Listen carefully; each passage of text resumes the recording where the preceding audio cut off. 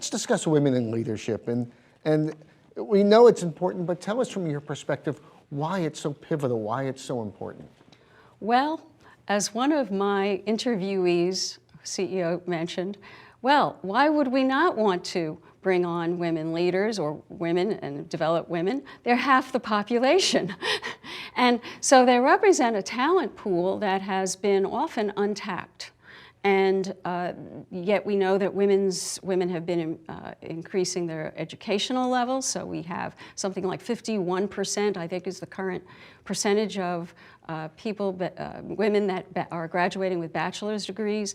And every year there are increments in the numbers of women receiving degrees, whether they're at the bachelor's, master's, or PhD or MD and legal level, so law school level. So we have this very large untapped or less tapped pool of talent that organizations can bring in and develop.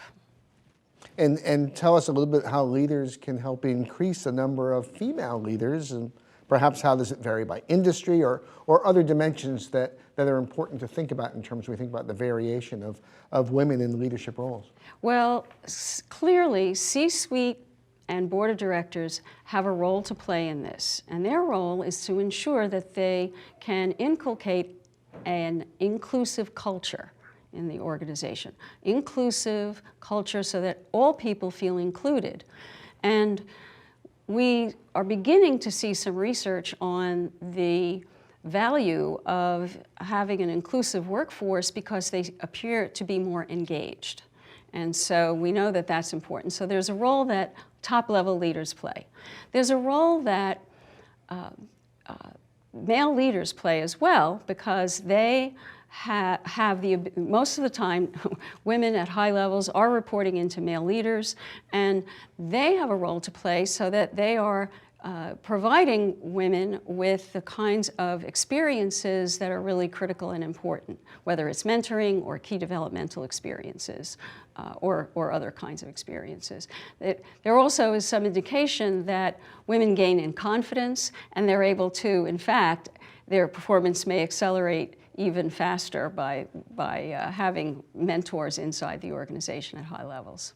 And we know in every organization, employees, men and women, look up and they take their cues or they make interpretations of it based on what they see. So if they're seeing a balanced group of leadership, half men, half women, for that, if they're seeing promotion opportunities that look equitable, it tells them what kind of culture they're in versus one where it doesn't exist. And I imagine you've seen some of that in your research. Yes, absolutely. And what I heard a lot from the executives that I spoke with was that it was important to have a balance, not an imbalance, a balance. And many of them often said they strive for a 50-50 balance on their teams throughout their whole organization.